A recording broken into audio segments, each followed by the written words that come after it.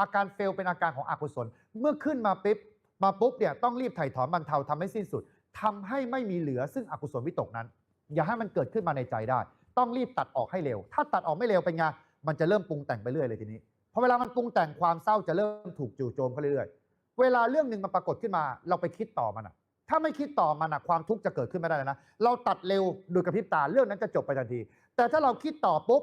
หรือไม่พิจารณาไปทางเห็นว่ามันเป็นของมันเช่นนั้นเอง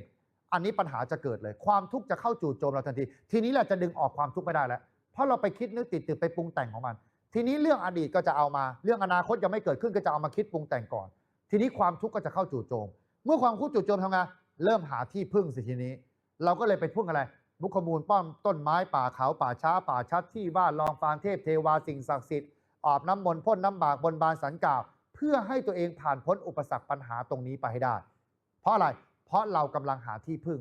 เรารู้สึกว่าอะไรพึ่งไม่ได้เพราะฉะนั้นกลับมาพึ่งตนเองโดยอาศัยหลักธรรมะพระพุทธเจ้าเป็นที่พึ่งแล้วนำมาแก้ไขปัญหาในชีวิตเราจะผ่านพ้นจากอุปสรรคปัญหาเหล่านั้นไปได้